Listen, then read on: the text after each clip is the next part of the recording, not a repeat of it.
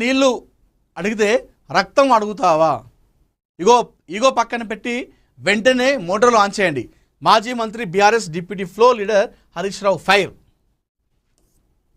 సరే ఈ వార్త చదువుదాం.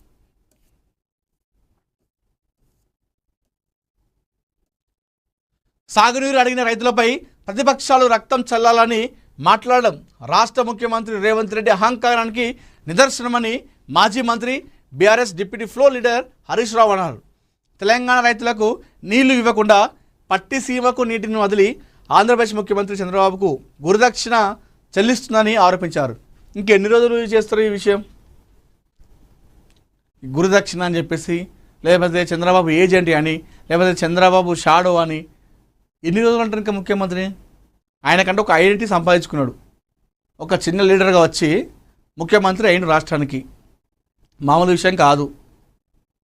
సరే గతంలో ఆయన టీడీపీ పార్టీలో ఉన్నాడు కాబట్టి ఆయన ఇప్పటికి కూడా ముఖ్యమంత్రి అయిన తర్వాత ఆయన కష్టంతో ముఖ్యమంత్రి అయిన ఆయనే.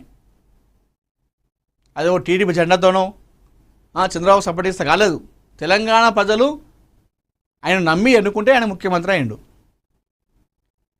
ఇప్పుడు ఆయన ముఖ్యమంత్రి అయి కూడా 3 సంవత్సరాలుగా వస్తుంది. ఇప్పటికి కూడా ఆయన చంద్రబాబు షాడో అంటారు, చంద్రబాబు ఏజెంట్ అని, చంద్రబాబు శిష్యుడు అని, ఆయన గురువు అని.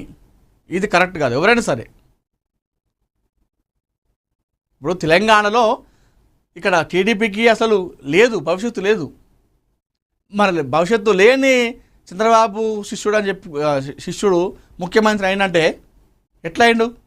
ఒంటరిగానే అయింది కదా, ఒంటరిగానే అయింది కదా. ఇది కరెక్ట్ కాదని అడిగితే ఇట్లాంటి వ్యాఖ్యలు చేయొద్దు, తప్పు. ఒక ముఖ్యమంత్రి హోదా ఉన్నారు కాబట్టి ఇంకా గురుదక్షిణ అని ఆయన ఏజెంట్ షాడో అని చెప్పేసి మాట్లాడడం కరెక్ట్ కాదు. తెలంగాణ భవన్లో ఆదివారం నిర్వహించినటువంటి మీడియా సమావేశంలో హరీష్ రావు మాట్లాడుతూ ముఖ్యమంత్రి వ్యాఖ్యలు ఒక బాధ్యతాయుత నాయకుడిగా కాకుండా శాడిస్ట్గా ఉన్నాయని తీవ్ర విమర్శలు చేశారు. రైతులు నీళ్లు అడిగితే రాయి కట్టుకొని దూకాలని, బెల్టుతో కొట్టాలని మాట్లాడడం అత్యంత బాధాకరమని అన్నారు. ఈ విధంగా చేయండి.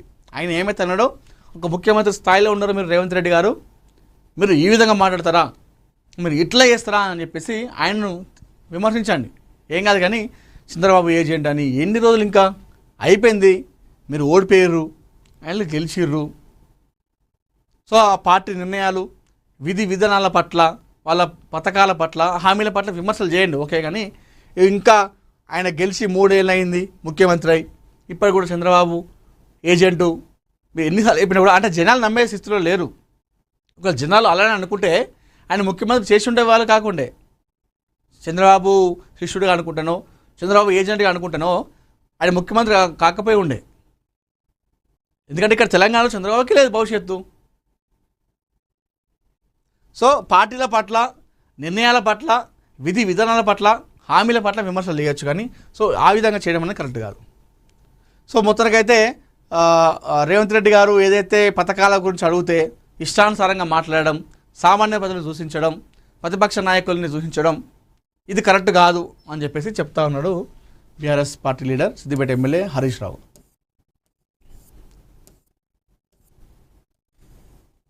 పశ్చిమాసియాలో మళ్లీ యుద్ధమే కాదంట, అమెరికా స్థావరాలపై దాడులంటూ ఇరాన్ ప్రకటన. హార్ముజ్ జలసంధి మూసివేత ప్రకటించిన ఆర్జీసీ.